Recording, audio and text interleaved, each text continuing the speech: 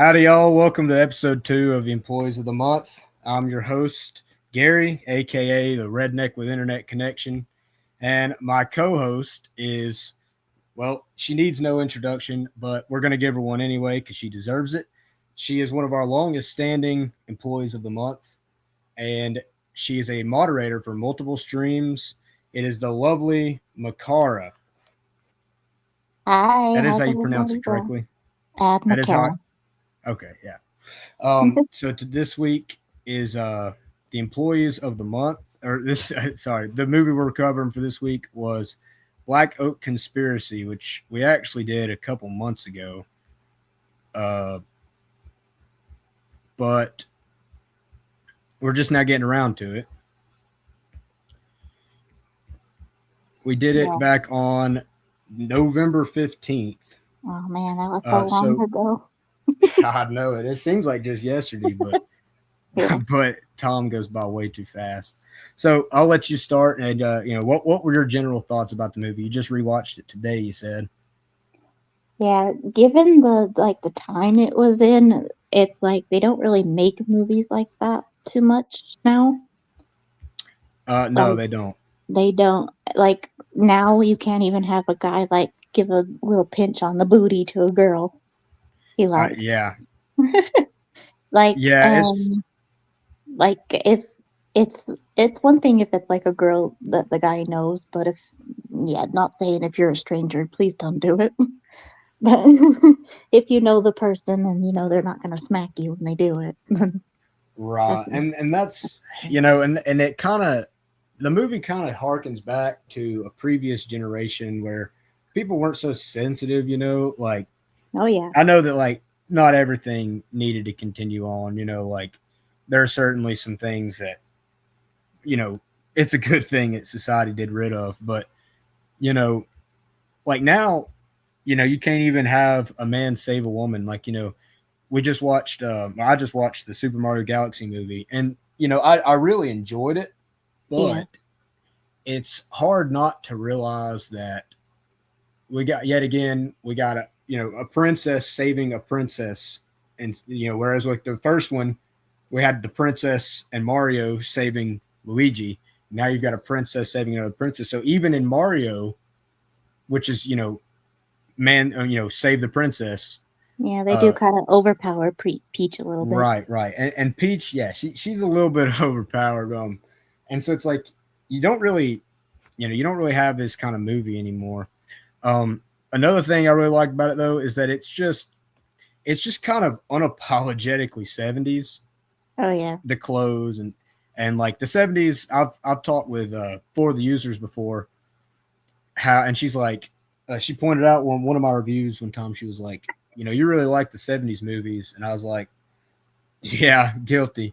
The 70s, there's something really, I guess you'd say attractive about like the 70s, 80s, just it's the whole very era. it's very classic Hollywood before all the CGI and all Yes, practical the effects. bad I miss the bad practical lighting. effects. I did too. That's why I watch. You know me. I like my martial arts movies, man. Oh yeah, you and Jason Statham. Well, I also like Scott Adkins and Yeah, Brent that's right. Foster, Marco Zaror. That's right. Doesn't he have a movie coming out, Jason Statham, this year? Yeah, Mutiny. That's what I thought. I'll probably go see it. I need to get. I've been really bad about going to the movies lately. Uh, You and so me I both. had I thought there was a way you could do least recent, but I guess not. Bob Rogers actually recommended that I start doing them from oldest to newest. That Hmm. way, because a lot of people read the reviews and then build on each other. So I'm actually going to go down here and start with his first. And actually, he might have wanted us to start with his reviews, or he might have wanted us to start with the oldest ones because he's always the first one to post. I'm just Hmm. kidding, buddy. But so Jesse Vent, 1977, Black Oak Conspiracy was directed by Bob. I'm not going to even try and pronounce that. Vent wrote the screenplay and also stars in the movie. He allegedly first offered it to Roger Corman to produce, who, however, rejected it, but stole the idea from what later became Jonathan Deme's 1976 Fightin' Mad, To avoid a lawsuit, Corman promised to distribute Vince's next movie. That that movie became Black Oak Conspiracy. See, I didn't know that, and I actually forgot about that. Hmm. Let's see. Plot is nothing any cheap TV show has not done before. Oh wait, later.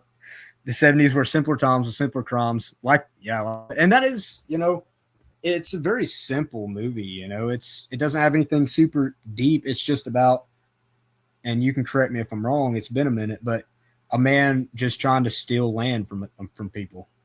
Yeah, and they basically like dogpiling on the guy that moved back, like Hmm. you no good, dirty this scoundrel, and I was like, he just came back, to like Yeah, help his mother out who was dying. right. Let's see. He gave me permission to watch his. Oh wait, he said age restricted. Never mind. He gave me permission to play his movies, but this one says age restricted, so this was probably a terrible one to start with. I'll get you next week, buddy. Don't worry. All right, not 1959 Lightning. I haven't seen him in a while. I wonder if he's okay. Hmm. Thanks for 100 followers. Yeah, congratulations. How many? Let's see. He's at 128 now. All right. Anyway, this movie is not terribly bad. I don't typically watch these small town movies. Trimmer's the only big one I've really seen, but it's not bad. I mean, some of it's pretty bad, like the headshot. That looked really cheap. Acting is passable. There's also a random double sex scene. It served no purpose at all. Plus, one of the characters in the sex scene was depicted as a minor in the scene. So that's insane. That's insane. Blaine banned the movie. Excuse me. Jesse Venn is fine. I've seen him in Forbidden World, which I indefinitely recommend over this one. Go check it out. He gets the girl there too. And yeah, the bad guy is a crazy sheriff. And what else? The one romantic sex scene at least had nice music. This is like a motel movie. Fair enough, honestly. Motel movie. Um, that and this is what I've tried to avoid the the sex scenes ever since we did this one because that really threw me off. I don't know what was wrong with the '70s Oh, you'll be and their surprised. I found some that are like, you know, they might as well be um made from a different era. Like you wouldn't expect that because most people think, oh, the 70s and yeah. backwards. Everybody was so, like um demure when it came to that. They were shy, stuff you didn't talk about. But oh no. Yeah, everybody misremembers history for some reason. I don't it's like the '70s. Like all the boomers in the '70s were like hooking up like Mhm. triple the amount people hook up today, and they act like. Which I mean, I'm not defending modern society. Modern society is pretty degenerate, but Yeah, like it's not as bad as it was in the '70s. The '70s was wild. yeah. We just For the users, she says this is one of the most generically '70s movies I've seen, so I picked the most '70s song I could think of, and that is, that is pretty. The only more '70s song I could think of would probably be "It Ain't Me," but it's still CCR, so I'll give it a pass. I like Um, CCM. I, yeah, my grandma used to love. My grandma was one of them '70s boomers, so and she used to talk about her listen to CCR and what was that other one she listened to? Uh, I can't think of his name. She also listened to a lot of Elvis. I grew up with a lot of '70s. That's probably why I like '70s movies so much. She says got a pretty great opening scene. Oh yeah, and I forgot it opens with the car chase, right? Yep. Yeah, that, Yep. that was that was really good. Uh, this becomes this becomes pretty much like your basic '70s small town conspiracy movie. You've got corrupt cops, gangsters, random sex scenes, gunfights, overblown car crashes, you name it. If you like the '70s fighting the man style of movie type of movies, you're gonna have a good time. And frankly, I don't have much else to say about that. It's all right for what it is. Hazel out. Yeah, they have some Yeah, really good car chases. it did. Yeah, I really liked when he goes up sideways Yeah. uh, on the mountain. Or when he puts the tater in the exhaust pipe, doesn't he? Yeah, and then the cop guy goes, "Damn you," or "Darn you." Sorry, my bad. Yeah, you're right. I gave it a 62. I think I probably rated it the highest. Oh no, actually, you actually beat me by 1 point. and Yeah. so did Lightning. All right, so now we're gonna get to Macarah. Man Who Crossed the Macon County Line is back. You should check out this film. It's an entertaining, good old boy action flick. Hollywood stuntman Jingo Jesse Vent returns to his hometown in Oklahoma when his mother takes ill. He immediately suspects something isn't right with his mother's situation. She is nearly catatonic in a nursing home. So he begins to investigate, and he uncovers the scheme involving the sheriff, a local doctor, cheap property, and the local landmine. And naturally, he wins back the girl he left in town. And by the way, Lena, can I just say something? This movie has a terrible romance. I can't. I may be the only one. I hated that so much. Like, she literally admits that she left him because he was broke, and he's like, "Take me back, please." I'm like, dude, Well, have some self respect. I will say that he at least lectures her when they're at That is true. yeah, when they're at the quarry, and it's like that was one of the things that I liked was that she was kind of being like, Yeah, I want bigger things than getting married and being tied down to you. And he's right. like he's like exactly what is better about sleeping around and having no love in it. That's true. And I do like that. I mean, and here's the thing: it's like people can live however they want to live, but it's like at least live consistently. You know, if you and your girlfriend are like, one of you's like, hey, I want to have 14 kids and I want to live out in the middle of nowhere, and the other one is like, I want no kids and I don't even know if I want to ever get married and I want to live in the middle of the city. You probably shouldn't date each other. I'm just gonna I'm just gonna be honest with you, Oh and yeah, that's the unfortunate part about this movie is it backs that up. I was like, dude, have some self respect. you I need actually went on somebody whose values match yours.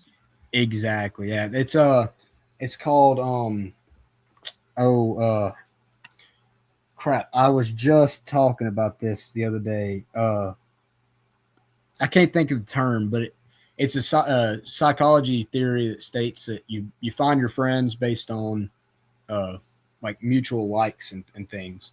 And so anyway, it's pretty much common sense. I ain't gotta whatever. All right, the behind the scenes. This is what you do so well. Now I always run immediately to the behind the scenes stuff in your reviews. Reportedly, there was tension between Jesse Vent and director Bob. I'm not going to pronounce that. I can't. I can't even speak. I can't even speak regular English, much less that. Whom Vent thought was not the right director for the job. Star Jesse Vent claims he first offered the script to producer Roger Corman to see if he would be interested in making it. Corman, in turn, took the idea and had writer-director Jonathan Demme write a version, and Demme himself ended up making it into a 1976 film, Fighting Mad, starring Peter Fonda instead. In order to avoid lawsuit, Corman promised Vent he would the worldwide distribution for the next film, which happened to be Black Oak Conspiracy, the very same film that Corman stole the idea from. And you said sort of the same thing as Bob Rogers, but I think he expanded on it a little bit. Mm-hmm. Jesse Vent co-wrote and produced the film, brings gritty, authentic feel to the role as Jingo Johnson, a Hollywood stuntman battling local corruption. Yeah, he probably was the best part of the movie to me, honestly. Yeah. His acting was really good. Behind the scenes, yeah, like I said, that's the one thing that I always go to for your reviews is you're really good about finding that behind the scenes stuff. I don't know how you do it. Yeah, well, Right, it tells a lot about the movie when you read the behind the scenes and stuff. right, And right. sometimes Well, that stuff is a lot more fascinating than the movie itself. yes, that's why I really like when I really like production hell that Critical Drinker does. It's probably Mm-hmm. my favorite thing that he does because it like his Jaws video, production hell on Jaws. It really explains a lot about that movie. Yeah. Uh, even though Blaine still don't like it. I don't know. Anyway, I miss good movies. We're not reading all this. Okay, actually, it's not that long. I'm still not reading it. I'm not reading all mine either because mine's pretty long. Have you ever wondered what a low budget 70? Listen, It's me okay. and short winded just don't go together. It's okay. I can't help it. Um, have you ever wondered what a low budget '70s film would be like if they tried to hit an exact balance between Straw Dogs and Dukes of Hazzard? Nor have I, and it leads to as much tonal confusion as Slayer suddenly deciding to play a major key. Jingo's a Hollywood stuntman who returns to Black Oak, the county town he grew up in, after hearing that his grandmother is sick. But everything in the town is different, thanks to a greedy mining company, which has been taking the properties taking the properties of a number of people in his grandma's nursing home. Are the two things somehow connected? Could there possibly be a link between the mining company, the nursing home, and the shifty looking doctor, the mean nurse, and the obviously evil sheriff with whom the mean nurse is having an affair? Yeah, that's a pretty good breakdown. I'm not gonna lie. And he's right. It is. It's kind of like what For the User said. Like this right here. Could there possibly be a link? This whole thing then highlight is just the most '70s thing. I mean, an evil sheriff with corruption having an affair on his wife with somebody. So that way we know that he's immoral. It's like, the fact that he's stealing money isn't enough. We need to know that he's cheating on his wife too. Well, And then of course, it's kind of like those who preach the loudest have the most to hide, and so it's like this guy's always like right, preaching right, about, I'm the defender of the law, and so it's like he's right, doing some shady stuff. right. The zoom out to show scale shots. I love those in the '70s TV shows. Uh, like I think I forget what it's called. It's called Chips. That's what it's called. I think it Yeah. might be. Hold on, let me look real quick. I'm having to top with one hand because I'm holding the mic in the other one. Let's see. Yeah, Chips. Yeah, it's the '70s. It's about it's about like motorcycle cops. Yeah, they redid And it. who did? They redid shit. They You're kidding. they modernized it. Oh my gosh. They can't leave nothing alone. It wasn't too Uh, bad. It wasn't as good as the original, but it wasn't too bad. It was Michael Pena and Dak Shepard. okay, that could be good. I could see that working. Mm-hmm. Definitely not required viewing unless you're an employee.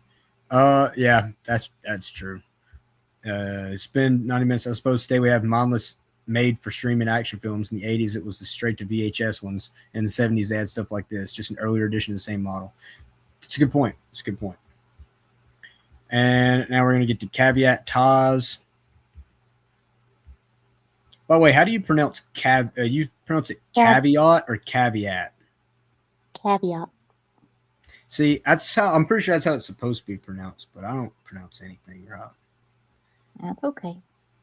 A great mystery concept ruined by super dull, unconnected, and contrived scenes that have little to do with the central mystery. Everything is resolved in the most sloppy and hasty manner possible. Dang, I'm curious about the slightly left political bias. I wonder what he meant by that. I don't. I mean, I guess.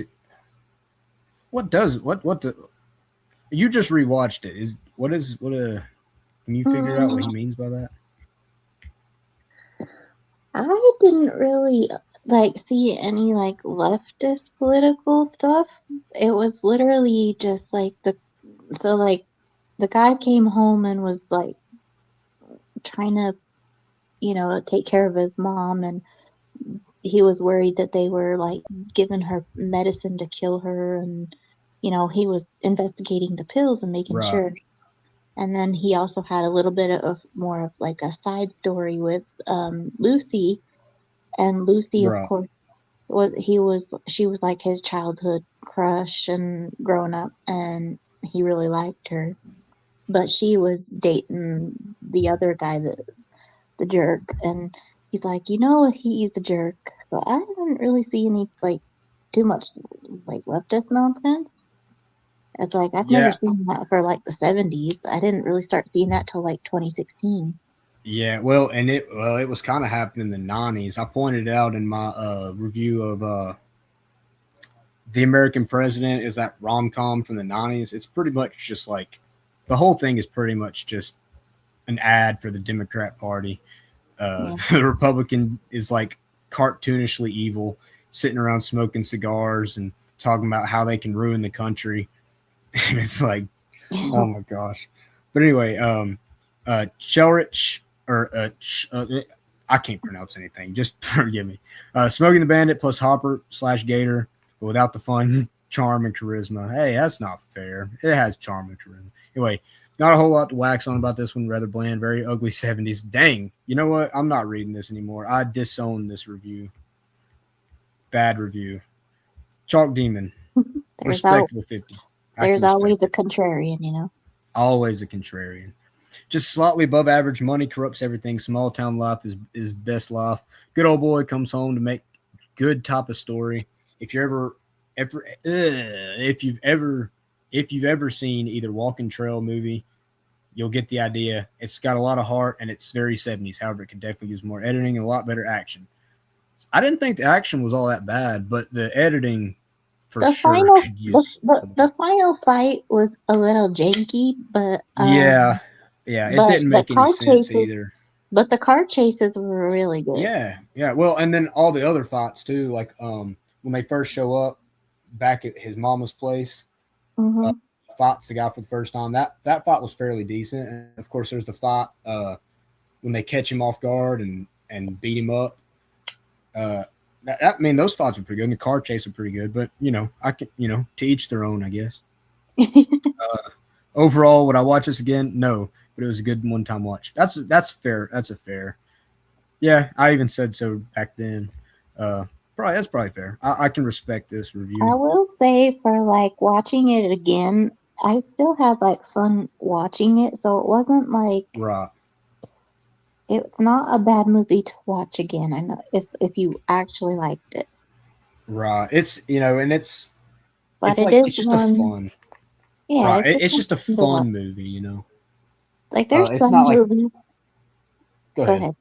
Well, there's like some movies where it's like, that was okay. I don't really want to watch it again. And then there's movies where it's like, because I find a lot of those on Tubi that I just like completely Right, rewatch over and over again. This one, it was okay for a second watch through. It wasn't like something like I'd go rush back to watch all the way through again, right. but I liked it. Yeah, that's the thing. I don't really watch or I don't really rewatch movies. So that's me. I don't really rewatch movies much. Uh, You- you know, but unless they're like really like I've seen the Back to the Future trilogy like probably 200 times. That's not a So, joke either. so is that for older movies that or is that for newer movies? Because usually for like newer It's movies, I don't really it's watch like over and over again. it's kind of just across the board. I don't really rewatch most movies. Like I think I mean I've rewatched the MCU. I mean I watched them all in theaters from the first Avengers movie up until Endgame. I watched them all in theaters except for the Ant-Man movies because I just didn't think they'd be very good. And maybe a hot take, I was correct. Uh, and then I didn't watch Captain Marvel because I knew what that was going to be, and that's a good thing I didn't watch it. I wish I Uh, didn't watch it. well, I mean, I've seen it since. I've seen it since, but I didn't watch it in theaters. But I watched all of them from the first Avengers movie. And by the way, I'm pretty sure the first Avengers movie was the first movie I ever watched in theaters. I skipped so much of like the newer Marvel stuff after Oh Infinity. yeah. That's Uh, after Endgame, and I was like, I'm so sick of it. oh, you're telling me. I listen after Endgame. I haven't watched anything. I watched Doctor Strange Mom when it came out on Disney Um, Plus, and me and my brother was just tearing it apart. The whole movie. It's literally one of the worst movies I've ever seen in my life. I I didn't even really like the first one because it's like I was like, man, they did Scott Adkins so dirty in that movie. He was a goon, Yeah, and you didn't even really like see him in it until yeah, it's like he was like quick over and done with, and I was like, dang. yeah. I mean, like I like the first one, but I think it was like the mark of the beginning of the what we call MCU humor now. Yeah. Like the cape got really annoying at certain parts, and I was like, dude, just get to the action. But or like this, the like screaming a goat. lot of the CG and stuff, like the buildings moving, whatever, like that was gorgeous. And I haven't Mhm. seen it in a while, so maybe I'm misremembering it. But it's like I remembered. I remember. I really like it, but the second one was. It's literally one of the worst movies I've ever seen. Uh, and then I watched. I Did you watched like? the Spider Man No Way Home, Yeah, I did which watch that one. initially I really liked, and then the more I've thought about it, the more I'm like, this was kind of just fan service slop. They don't But really it do was. nothing. I didn't hate. I kind of liked it more than the other ones. Like I hated Oh, definitely, Spider-Man being in high school, and because definitely. a lot of it is, I don't know what it is with modern teen drama lately, but it's like I can't stand teenagers. No, they can't write teenagers I anymore. can't It stand teenagers these days. I mean, it's like the 2010s were like cartoony exaggerations of actual high schoolers, but at least it was entertaining. High schoolers in the movies today are all just like straight from real life. They're all awkward and have no social skills. Well, And I'm like, dude, I think what ruined it for me was watching when they did Riverdale because it's just over a bunch of sexualized teenagers. yeah, I never watched Riverdale because I knew all my friends and everything. Like when Riverdale came out, I was probably what 15 maybe. So all my friends were into it. They were like the target. We were target demographic, and I watched like the first episode, and I looked at them and I was like, "This is terrible." They were like, "This is awesome. What are you talking about?" I never It makes watched it. I was, it makes ugh, no sense the further you no, go in, and people are like, "It's like bad watching fun." It's like I don't find it fun. yeah. Well, Like, I'm pretty sure Blaine really loves it. I I wanted to think I like seen. I wanted to like it because I liked Cole Sprouse, but and I've seen a Yeah, couple from season, but like it got really heavy-handed with like the really obnoxious teenagers and then the over sexualization of them. And yeah, these were like older people playing high school kids. yeah. All my they was keeping me updated on what was happening with it, and sounded just so like just so bad. I don't know, but Yeah. and like I really like Cole Sprouse, like you said. I mean, but I Uh, just couldn't. I just couldn't. Um, and like it's like you said, everybody's like, "Oh, it gets better. It gets better." it does Uh, not get better. and I'm like, I don't care if it gets better. I ain't watching 3 seasons of crap just to get to some good stuff. I You will tell know, you right now, it does not get better. good to know. Um, I just I can't handle it. It's modern TV just sucks. I don't know. No, and then they did a TV series for I Know What You Did Last Summer, and oh my goodness, Yeah, That was worse than Riverdale. yeah. I seen the trailer for that one. Well, they did the movie, but this was Yeah, the they did the TV. movie and they did the Oh series my too. God. The series was so bad. I don't I don't I know nothing wanted about the series, but It's like just kill off all the characters. They're so right. bad. That's how it was with our last week movie. I don't know if you watched it, but it was the Bad Bunny. By the end of the movie, I was like rooting for the bunny to kill the protagonist. For the record, we're talking about the movie, not the Yeah, actor. not the gay one, not the gay one. Ninja Waiter commented on every single review saying I thought this was going to be about the gay one, and I was like, no, not the gay one. I know everyone's Uh, like the bunny, the bunny the dude rap, from. yeah, the quote unquote rapper, No, we're and it's talking like, about the actual bunny suit. right, right. Oh, and what is up with like Hollywood and like the mainstream media pushing like gay Latinas or Latinos? They're not. I mean, yeah, no, actually, I was right the first time. Gay Latinas, like Pedro Pascal, for Yeah. example, and Bad Bunny. It's like what? It's like why did they just choose like gay Latin Americans? And they're like, yep, this is gonna be our new thing. Because they hit two check boxes in one. So, That's true. That's like well, look what the they new did with like picking black lesbians. Like that's what they do. yeah, yeah, the lesbian space witches from the Acolyte. They were all black, but it's like, oh my gosh! Don't even get me started on the Acolyte. I didn't watch it either, but I seen the clips and. Oh, I just watched like all the reviews that Disparu did. Oh yeah, I forget. Yeah, Disparu. Yeah, theirs was good. And I think it was Robot Head. Have you ever heard of Robot Head? Yeah, I Yeah, follow I him on think Twitter. Robot Head also went like episode by episode tearing it apart. He And did. Critical Drinker went episode by episode tearing it apart.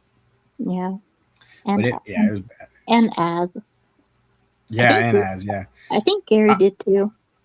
yeah, probably. I mean, well, Disparu's still out here asking for Acolyte season 2. I know. He just Which is I mean, listen, he's reviewing the Kim Kardashian one. really? Oh no. And I watched some of his reviews, and I'm like, "This is a show." I can't stand reality TV, but it's like the Acolyte. Yeah, it's basically like watching Keeping Up with the Kardashians, but Kim is just the main star. Oh my gosh. Yeah. The Acolyte literally started YouTube careers though. Oh yeah. If I hated myself that much, I would have started a YouTube channel at that time. But I don't hate myself enough to watch the Acolyte. Yeah. But anyway, we got Chelsea's review. And I just found out she makes YouTube videos. Yeah. I didn't know that until like yesterday. I found her channel and I was like, oh. But anyway, I haven't checked out in her videos, but I'm going to. Don't worry. She said, I wasn't sure what to think of this movie. On one hand, it had some funny scenes and what started as an interesting story, but on the other hand, a lot of the dialogue and sex scenes were super corny and the pacing just dragged. Also, the fight scenes were just downright hilarious. Once I learned how to fight properly, it affected how I see fight scenes in movies. And man, were these fights utterly bad. So bad it was comical. Maybe this was just a product of its time, but still, I don't really have much else to say about this. Only if you're into 70s movies, then you might enjoy this. As for me, the 70s decade is turning out to be my least favorite. Oh, that makes me sad. Again, though, I don't understand. I mean, I guess it's just preference on the action scenes, the fight scenes. I guess it's just preference. Yeah. And I mean, I'm sorry if I keep fixing my voice. My voice has been strained. It's all day, so my throat's very dry. You're good. I was gonna say, like, I watch a lot of like TCMs back with my grandma, so it's like, right. When watching all those action scenes, of course they're gonna be a little corny, but some of them were just they had that timeless feel of entertainment. Yeah, it's kind of like the '60s Batman show. I love that show. I mean, one of my favorite episodes is about the Bookworm is the villain, and his entire plan is he puts a giant book in the middle of Gotham City, and I'm pretty sure I don't remember exactly, but it was like the book was gonna blow up and just destroy the city. And then the show's like, and it was like, why do you want to destroy the city? And he's like, because people weren't reading their books enough. And it's like, it's like the goofiest thing ever, and I love it. Which you don't even see the Bookworm anymore, which I guess the same reason you don't see the Condiment King. But anyway, like I said, I'm not reading all of this. I'm sorry for going on so long all the time. I said I'm very conflicted on this movie. On one hand, I really like Jingo. I like the story. It was entertaining for the most part. But on the other hand, it kind of sucked. The movie has a serious problem with just putting characters on the screen with no context to figure out who they are. Yes, it does eventually tell you who they are, but it takes entirely too long. For instance, the young couple. I still have no clue who Billy Bob is, besides that he's the boyfriend of the one girl who's the daughter of the nurse who's sleeping with the sheriff. You see how convoluted that is? Gives us no backstory why Jingo and Harrison hate each other. At the 1 hour mark, where he says, we didn't get along in school, but why didn't they get along? Why should I care about this rivalry if I don't know why they even have a rivalry? And speaking of Harrison, the movie doesn't tell you his last name, so you don't find out he's the son of Mr. Hancock until nearly the climax, which is a pretty big plot point. But nah, the audience doesn't need to know that. Right, here we go. This is what I was talking about. The relationship in this movie doesn't make any sense either. Karen is a self-proclaimed gold digger who disguises herself as a feminist with dreams. Sure, she doesn't come right out and say it, but she tells Jingo that she won't date him because he's broke. and she don't care that Harrison doesn't care about her because he has money. So okay, so Jingo is gonna have move on now, right? Right? No, he in fact does the opposite, which is take her home and hook up with her. What? Come on, man. If she wants to be a gold digger, that's fine. To each their own. However, if a woman looks me in the face and says, "Nah, you broke," I don't care what else she says after that or how hot she is. I can't trust that she actually loves me and won't leave me for some CEO. Exactly what I was saying earlier. I She's think a that's gold what digger. I think that's probably what they meant by it was woke, maybe. Probably. Probably. And it makes it so much worse because it makes it seem like he's the bad guy for breaking up with her during the events before the movie. Like, bro, you are a gold digger. He literally said he broke up with you because you literally said he broke up with you because he was broke and you wouldn't have liked it. What are you mad about? Exactly. And then this is the other thing. The girl he runs into at the beginning of the movie would have been a much better love interest. Every girl in this movie need or wait, every movie like this needs a live interest. What am I saying? Every girl like this needs a live interest. It completes. Oh, I meant to say love. Oops. Every movie like this needs a love interest. It completes the story. The man fights evil and wins the girl. The girl in the beginning has history with Jingo. She is obviously a fan of his. He obviously doesn't hate her. It was perfect. In fact, I originally thought that's what they were going to do, but alas, earwax. They chose poorly. I wonder how many people got that joke. Alas, earwax. It's from Harry Harry Potter. Potter. Yeah. I wonder how many people get that because I say that every time I say alas. I wonder how many people are like, what is he saying? Yeah, Um, just let them keep thinking. but yeah, and this was what I was pointing out. So I said the conclusion of this movie is super dumb. Why in the world would Jingo go fight the sheriff by himself? The only time that conclusion works is when the whole town is still oblivious to the corruption in the police department. The only problem is the nurse saw him and the whole police department knows. So can someone please explain why the police didn't follow right behind Jingo to arrest the sheriff? And I don't know, maybe stop Jingo from walking right into a blatantly obvious trap. How the heck did Homer know that he was at the quarry? They didn't have the cell phones, so how did the police car end up in the convenient spot to fall in the hole and distract the sheriff? How convenient that he left his keys. How convenient that everyone shows up just the right time. How convenient the sheriff missed that many times from so close. It's just so dumb. Yeah, it's basically like the share like he was just kind of like smiling and he just kind of like intentionally misses to kind of like toy with him a little bit. Yeah, yeah, and I just it just bothered me so much. And then closed out with Mid, see mid, as a gun enthusiast, missing that many times is just criminal. oh, I wonder if No they did man it should that ever. way. I wonder if they did it that way because maybe back then they were worried about like hitting each other. I So they, don't know. I Oh, I don't mean the know. thing is they were probably using blanks. Maybe. I mean I don't know, but like as a gun enthusiast, no man should ever be that bad of a shot. If you're that bad of a shot, you need to turn in your man card and go buy a dress. I'm sorry. Not to be like the manosphere or whatever, but no, just no. And then Oh, I'll close it out with the Michael Scott quote. I just hate so much about the things that you choose to be.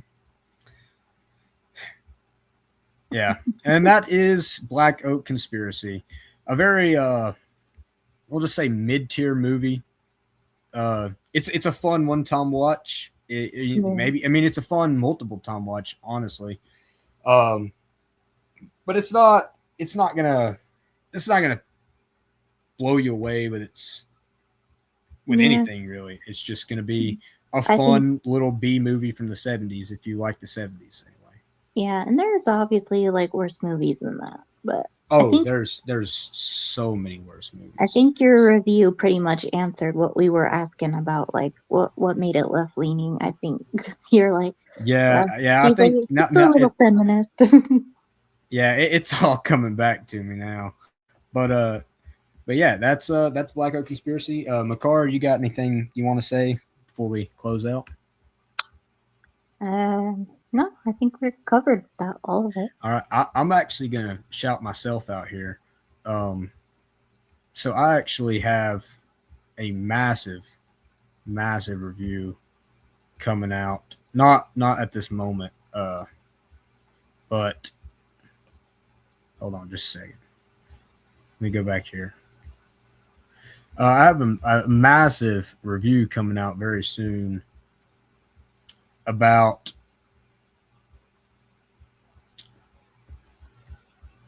history. So with my Forrest Gump review, I did like a whole history lesson, and this came out when I was in school, and I remember watching it, and I recently rewatched it, and I'm doing full biographies on every single character uh, in the show. Oh So no. here's the first one, fairly long. This is Daniel Boone. This is Gary's Criticless class lesson 2. Daniel Boone. The first one was, of course, about about Forrest Gump. But anyway, I don't know when that's coming. It's going to be a long time probably because this show covers a lot of men. But anyway, I reckon that's all I've got. We'll see you next week.